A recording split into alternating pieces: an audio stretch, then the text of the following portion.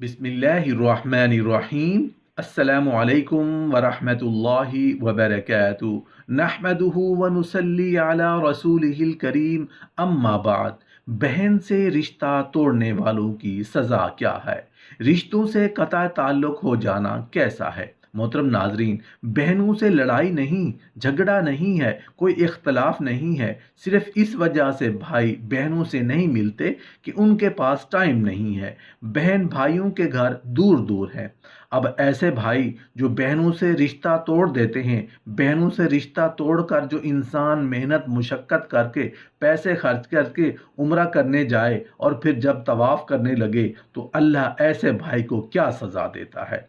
दूसरे लफ्ज़ों में यूँ कह सकते हैं कि बहनों को भूल जाना, बहनों को नज़रअंदाज करना, बहनों से रिश्ता तोड़कर जितनी नमाज़ें पढ़ ले, कुरान पढ़ ले, हज उम्रे तवाफ़ कर ले, उसकी सज़ा एक ही है। वो सज़ा क्या है खुद ही देख लीजिएगा। मोहतरम नाजरीन, आपने तस्बीह ज़रूर देखी होगी। जो तस्बीह होती है ना, वो एक फैमिली की तरह होती है। जो तस्बीह के ऊपर वाला हिस्सा होता है वो माँ बाप की तरह होता है। अगर तस्बीह का ऊपर वाला हिस्सा, ऊपर वाले तस्बीह के दाने मोटे होते हैं, थोड़े मुख्तलिफ होते हैं, अगर तस्बीह का ऊपर वाला हिस्सा काट दिया जाए तो नीचे वाले दाने बिखरने में देर नहीं लगती। जब माँ बाप वालिदैन जिंदा होते हैं वो फैमिली को जोड़ के रखते हैं। जैसे वालिदैन की वफात हुई नहीं, पूरी की पूरी फैमिली तस्बीह के टूटे हुए दानों की तरह बिखर जाती है।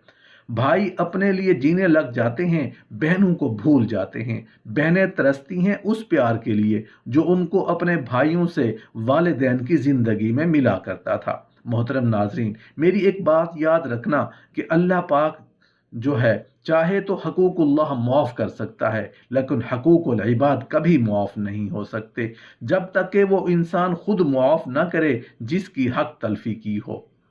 मोहतरम नाजरीन, आज की इस वीडियो में एक बहन और एक भाई का सबक आमोज वाक़या ज़ेर बहस है, जो कि दर्दनाक भी है, अजियतनाक भी है। अगर कोई भाई वालिदैन की वफ़ात के बाद बहनों से रिश्ता तोड़ दे, मतलब बहनों के पास आना जाना छोड़ दे, किस वजह से कि उसके पास टाइम नहीं है, बहन का घर दूर है, भाई वहाँ जा नहीं सकता, अपनी फैमिली को टाइम देता है, अपनी फैमिली में खुश है, लेकिन बहनों को भूल गया है, बहनों की खबरगिरी नहीं कर रहा, तो अल्लाह ऐसे इंसान के साथ क्या मुआमला करता है, बहनों से रिश्ता तोड़ने की सज़ा क्या है।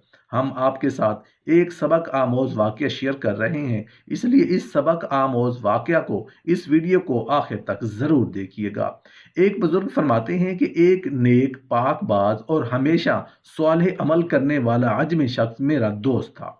वो मक्का मुकरमा में रहाइश पजीर था। सारी सारी रात खाना काबा का तवाफ करता रहता और हमेशा कुरान पाक की तिलावत किया करता था। अरसा दराज तक उसका यही मामूल रहा।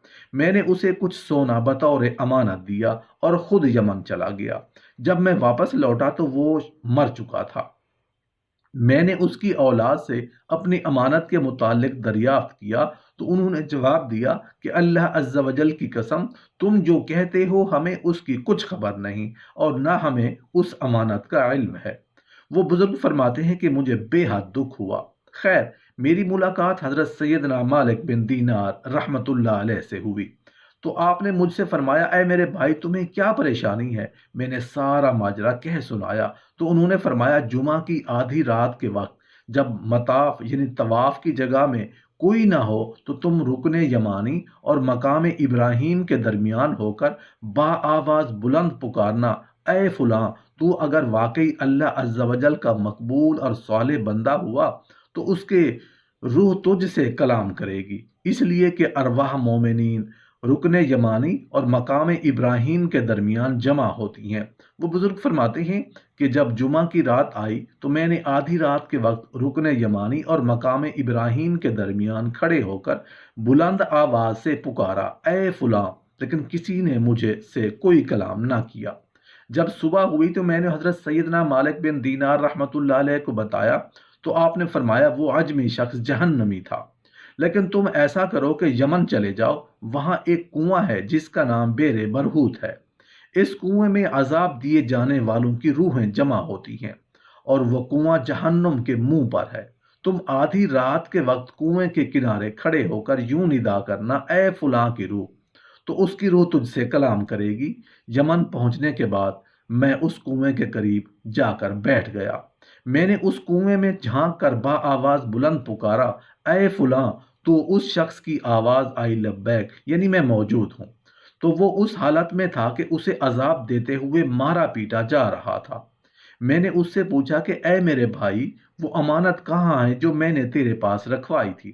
اس نے جواب دیا، وہ امانت فلاں جگہ فلاں زینے کے نیچے مدفون ہے۔ پھر میں نے پوچھا، اے میرے بھائی، کس گناہ کے سبب تجھے بدبختوں کے مقام پر لایا گیا ہے؟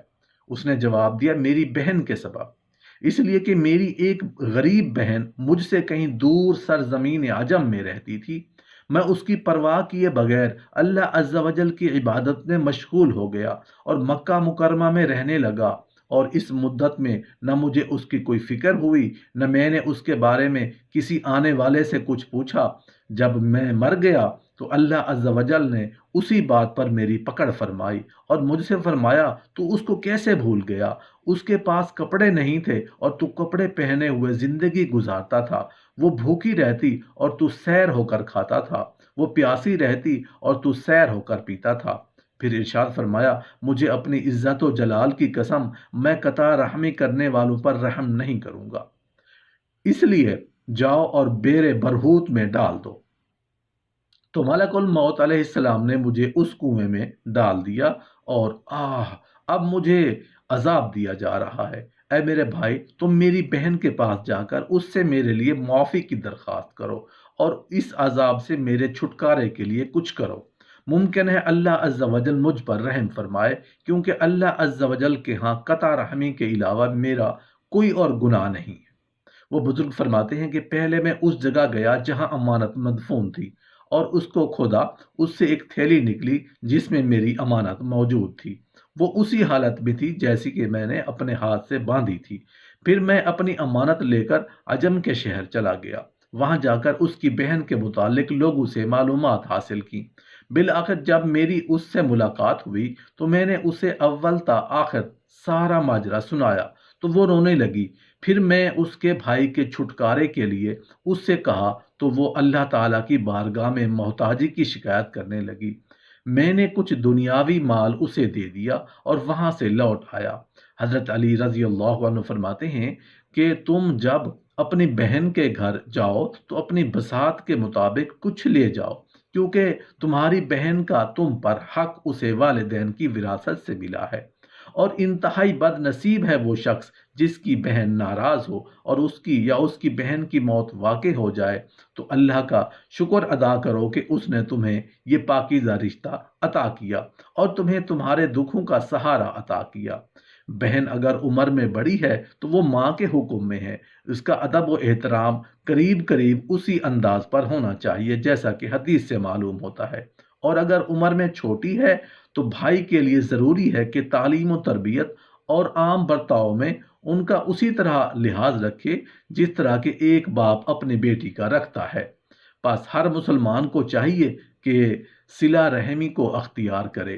رسول اللہ صلی اللہ علیہ وآلہ وسلم کا فرمان عالی شان ہے، صلہ رحمی رزق کو بڑھاتی ہے۔